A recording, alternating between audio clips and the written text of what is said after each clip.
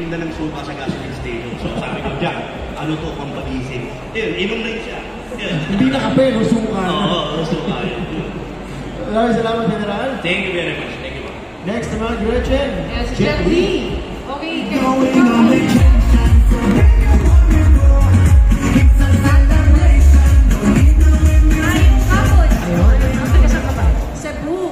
Cebuana. Nag-fly ka rin? Country. Country? Yes, from Cebu. Motor din? Yes. Oh, Tibay. Ilang hours? Ilang araw pala? 2 days from Cebu to Bacolod to Iloilo and Mindoro. Hindi ka ba na-intimidate? Pag nasa daan ka, kasama mga lalaki, how does it feel to be a woman on a motorcycle? Hindi po. Mga lalaki ang na-intimidate. Bakit umiindak ba to? Sobrang galing. Talaga? Ilang years ka na ba nag-ride? I started riding since when I was 6 years old. So ilang years na? Ilang years na in total? 21 years. Grabe! Ang galing. Oo. Ano payo mo sa akin? Bilang beginner. Hindi lang sa'yo, lahat naman sa mga beginners, no? Pag interesado kang matuto, walang imposible. Yun. So, pero sa safety? Safety, of course, wearing gears, helmet, gloves, and of course, kasi may tinatawag kayong ano ang tunay na rider.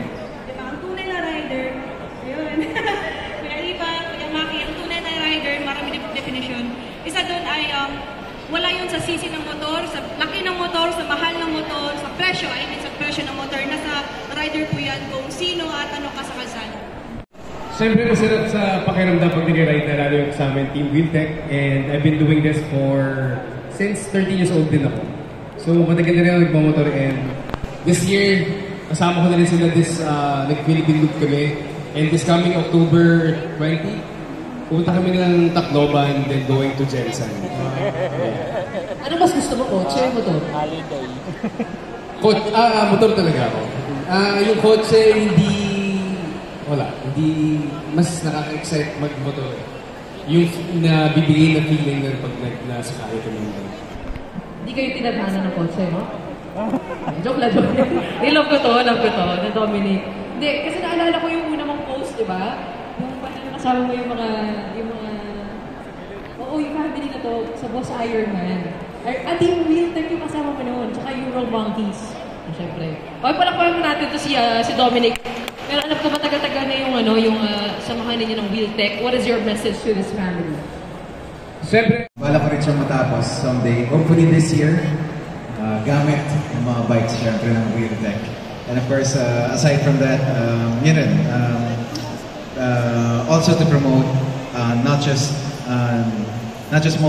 the brands, but also to promote motorcycle safety to our riders nationwide. Siyempre, pag nakikita ng mga riders natin sa iba't ibang bahagi ng lugar na